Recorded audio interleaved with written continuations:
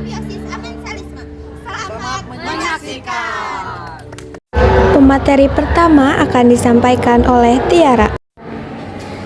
Simbiosis amensalisme. Coba kalian perhatikan video pembelajaran yang ada di sini.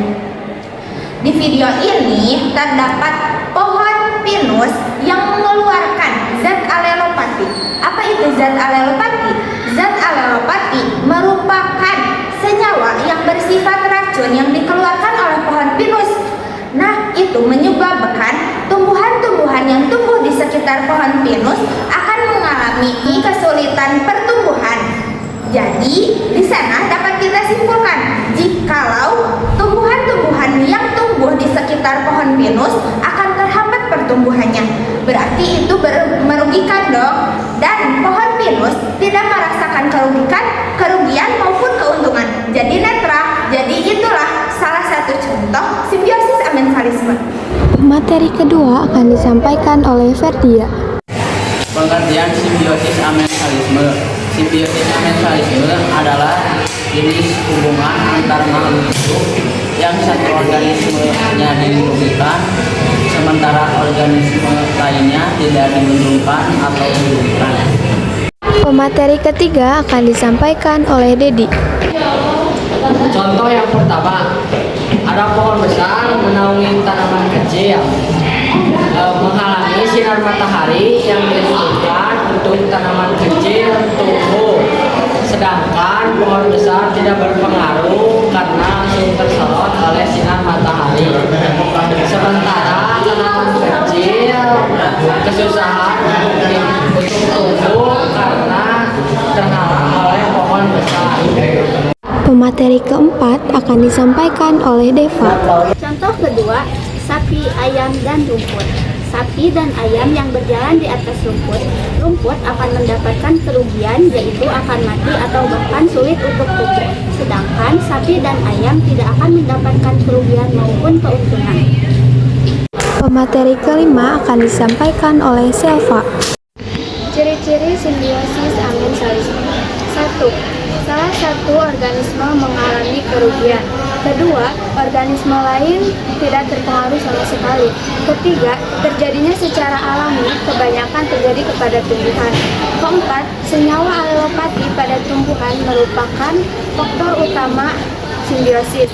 Yang kelima, menyebabkan ketidaksuburan, bahkan kematian pada tumbuhan yang tidak memiliki zat alelopati. Pemateri keenam akan disampaikan oleh Seisha. Kelebihan simbiosis amensalisme. Yang pertama, ada pengendalian populasi. Contohnya, jamur penicillium menghasilkan antibiotik penisilin yang menghambat pertumbuhan bakteri. Interaksi ini membantu mengendalikan populasi bakteri berbahaya dan mencegah infeksi yang tidak terkendali. Yang kedua, keseimbangan ekosistem. Contohnya, alang-alang mengeluarkan zat alelopati yang menghambat pertumbuhan tanaman padi. Meskipun merugikan padi, interaksi ini dapat mencegah satu spesies tanaman gulma mendominasi lahan pertanian dan menjaga keanekaragaman hayati di sawah. Yang ketiga, mencegah dominasi. Contohnya, pohon walnut mengeluarkan zat kimia zublon yang menghambat pertumbuhan tumbuhan lain yang ada di sekitarnya. Hal ini mencegah spesies lain mendominasi area tersebut dan memberikan kesempatan bagi tumbuhan lain untuk tumbuh dan berkembang. Pemateri ketujuh akan disampaikan oleh Zahra. Kekurangan simbiosis amensalisme. Yang pertama, kerugian satu pihak, yaitu amensia. Contohnya, pohon pinus yang tumbuh dengan rapat dapat menghalangi sinar matahari bagi tumbuhan kecil yang ada di sekitarnya. Akibatnya, tumbuhan kecil tersebut tidak dapat berfotosintesis dan tumbuh dengan baik. Pohon pinus tidak dapat terpengaruh secara langsung, tetapi tumbuhan kecil di sekitarnya dirugikan karena kekurangannya cahaya. Yang kedua, potensi kepunahan. Alga tertentu menghasilkan racun yang dapat mematikan para ikan. Jika populasi ikan terlalu banyak mengonsumsi alga beracun ini, maka mereka bisa mati dalam jumlah yang cukup besar. Jika ikan tidak dapat beradaptasi dan menemukan sumber makanan alternatif, maka populasi mereka akan menurun drastis, bahkan bisa punah di wilayah tersebut. Yang ketiga yaitu ada perubahan ekosistem. Contohnya, gulma sumber daya dapat tumbuh dengan cepat dan menutupi lahan pertanian. Hal ini dapat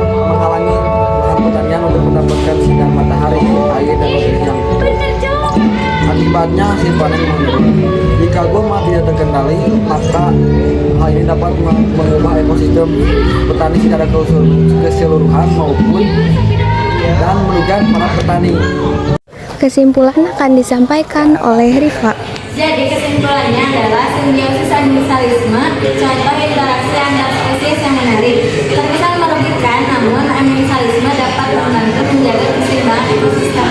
Cukup sekian penyampaian materi yang dapat kami sampaikan. Mohon maaf bila banyak kekurangan dan kesalahan. Terima kasih. Wassalamualaikum warahmatullahi wabarakatuh.